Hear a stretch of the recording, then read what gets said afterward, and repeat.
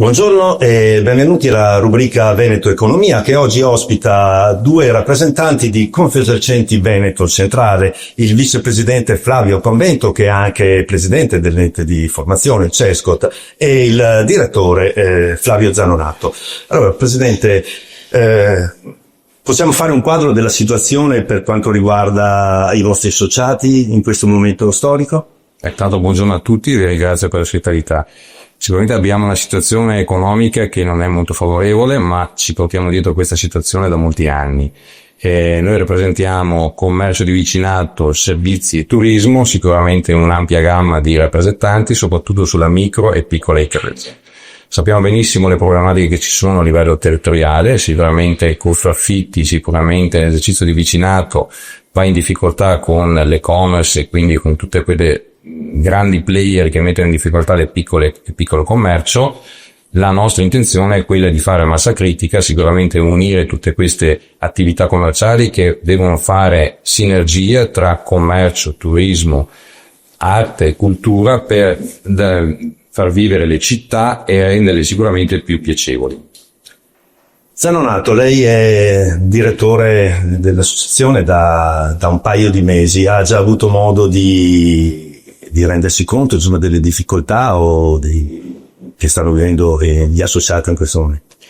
Sì, ho già avuto modo di vedere che in questo momento il commercio e molte attività collegate al commercio soffrono, e soffrono per vari motivi. Il commercio in particolare soffre per 3 motivi. Il primo è che c'è una sovrabbondanza nel nostro territorio di grandi strutture di vendita che sono fortemente competitive con noi. Per esempio offrono parcheggi, noi facciamo fatica nei quartieri ad avere parcheggi adeguati.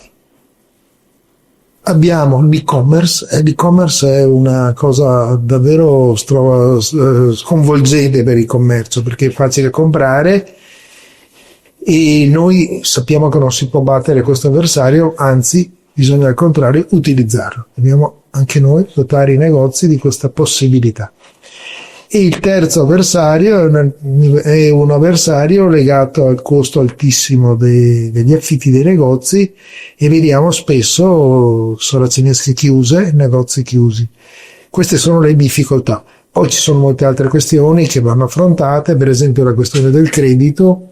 Noi sul credito siamo una realtà molto forte, perché la Confesercenti, questa associazione di esercenti e di commercianti, e poi abbiamo detto di guide turistiche, di attività di carattere immobiliare e altre ancora, questo tipo di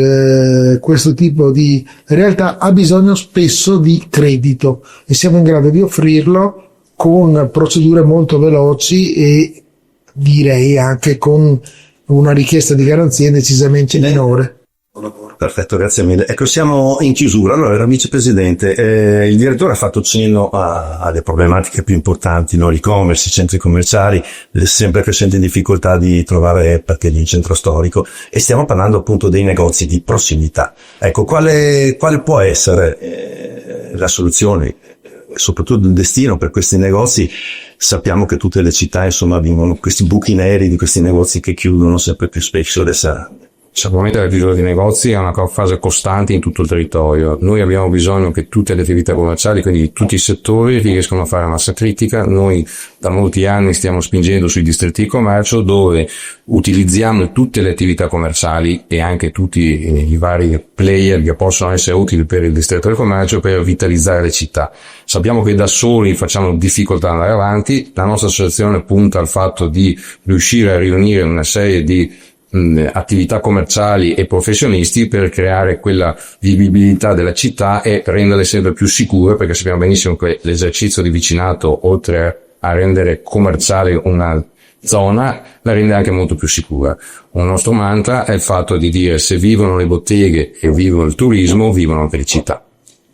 Benissimo, Veneto Economia si chiude qui. Ringraziamo naturalmente i nostri ospiti, Flavio Convento, Flavio Zanonato, e anche voi per averci seguito. L'appuntamento è alla prossima puntata.